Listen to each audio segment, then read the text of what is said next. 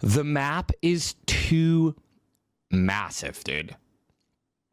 It's massive. While everybody keeps talking about the size of GTA 6's map and how Leonida is supposedly almost 3 times bigger than the map of GTA 5, I think we might be excited about the wrong things. Now yes, bigger is always more attractive to humans in general, with the obsession for Lucia's thickness and Jason's skirt proving that point easily. What? But despite our caveman brains thinking that bigger equals better, that simply is not true. This is mostly evident to me by the fact that to this day, I absolutely prefer the map of Liberty City from GTA 4 over Los Santos from GTA 5. Hell, I even prefer the map of San Andreas to GTA 5, as the map of 5 genuinely has me going like this. Where the fuck is everyone? And while I absolutely love GTA 5 to death, you can't tell me that the game isn't lacking compared to GTA 4 when it comes to the world building itself. You see, everyone is obsessed with map size and if the game will feature either Liberty or Gloriana in some shape or form, but nobody's actually talking about the thing that actually matters. Hi, I'm Silly, your future go-to giveaway channel for GTA 6, and without further ado, let's get straight into the video, shall we? Before we do though, please make sure to hit that like button and consider becoming a member of the channel, as that will help out greatly in giving back to this beautiful community. Thank you. Now, I know that most of us want the map to be massive, and by all accounts that seems to be the case, but what makes this game's potential so unique isn't the size of the map or the potential for additional landmass to be added via the DLC down the road. What makes this game unique, at least judging by the leaks, is that the world doesn't wait for you. The NPCs have a schedule that they will follow, dynamic routines that change depending on the situation in front of them, as well as dynamic weather that affects their usual behavior, and this doesn't just apply to the standard pedestrians, as police AI, emergency services, as well as the military will all have different types of reaction depending on what the player does. The leaks available to us in the PDF format showcase advanced police AI that will take some time to dispatch instead of just spawning out of nowhere like it was the case with previous titles. The response time will vary depending on the location of the crime, its proximity to the city center, or the nearest police station. The system implies that CCTV footage will play a large part in the game itself, as will both NPC witnesses and license plates that could potentially be caught on tape or even recorded by NPCs themselves. A recent leak from a Brazilian retailer stated that social media will play a large part in the game, which kind of makes me think that the duo of Jason and Lucia will most definitely have some of their crimes recorded and posted on social media, but hopefully that's all there is to it, as I wouldn't want to have Jason try to become a fucking TikTok influencer.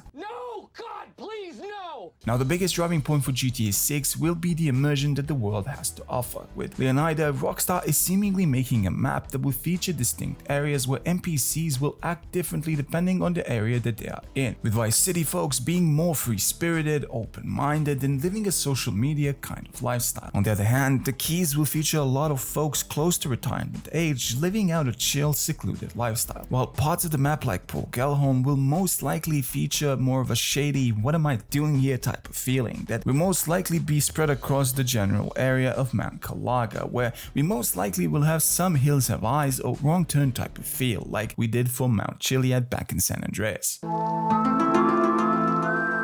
Now this is extremely important, as it means that depending on the area, certain crimes might not even get reported, while others will be recorded with police arriving in mere seconds. This also ties into the robbing mechanic that will seemingly make a return from RDR2, where Jason and Lucia will be able to rob both pedestrians as well as certain stores across Leonida, all while antagonizing the living hell out of them. You kiss your mother with that mouth? And depending on the area, they might face little to no resistance, or they might end up in a massive shootout that requires them to change cars and lay low for a little while. Stores will seemingly be able to remember you if they get your face, and cops will set ambushes for you if you persist on robbing the same area multiple times. But who would be so stupid to do that?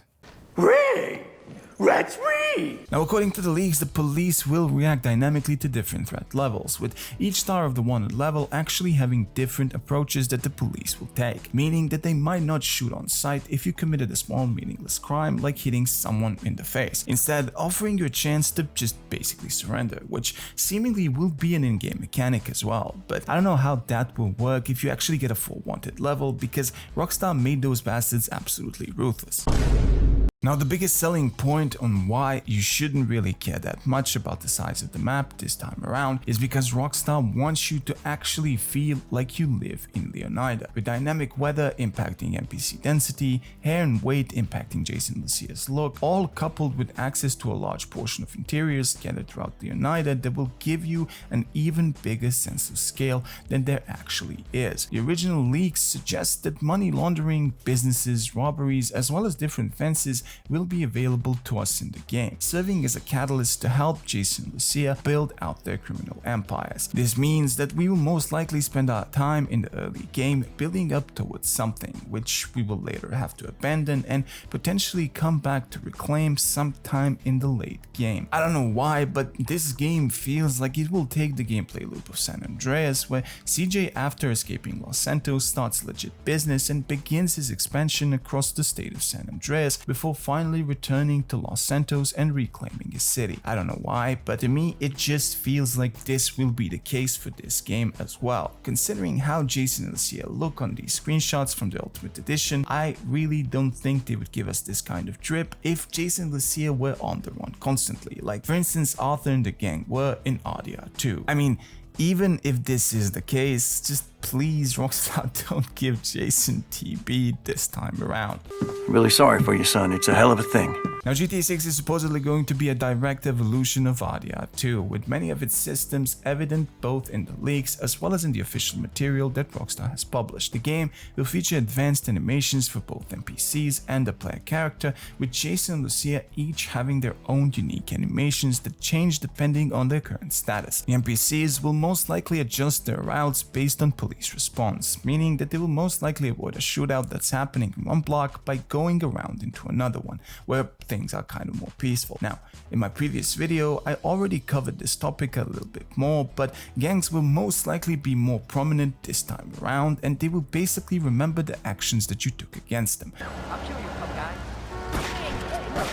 The leaked information in the PDF suggests random events where we'll stumble upon either ambushes, drug deals, or cop raids that we will be able to directly interfere with. Obviously, the most interesting thing about this would be the ambushes that will allow for an extremely dynamic playstyle where certain gangs could target the player due to their own actions against the gang. This would give us some amazing long-term replayability, as we would either be able to piss off all the gangs at once or have only one dedicated enemy for the entire playthrough for Jason and Lucia, with one area of the map strictly being a no-go zone for our protagonists. And let me just tell you, if I find a KKK in this game, just know that those bastards will remember me extremely well. The last thing that will play a large part in making the world feel bigger while improving the immersion will be the wildlife scattered across both land and sea. With both hunting and fishing / scuba diving confirmed, it's possible we will randomly stumble across a treasure deep in the swamps, or maybe even find a random sunken ship off the coast of Vice City filled with illegal goods. This will most likely be one of the things I spend the most time with, as I genuinely really enjoyed fishing and hunting in RDR2, and I know that each one of these systems sounds small on its own, but when you combine all of them into one game, you realize that Leonida won't just be a map, but it will actually be a living and breathing place that you can explore as a digital tourist. Anyways, what do you guys think? Will this game actually be as immersive as we think, or will the size of the map prevent it from reaching that next level of immersion? Let me know your thoughts in the comments below. Thank you for taking time to watch this video, and a big thank you to all the 2,190 people that ended up subscribing. You folks are the best. If you guys haven't already, please make sure to hit that like button and of course subscribe so that good luck follows you on your future adventures. Stay silly, keep badging, and I'll see you all in the next one. Peace.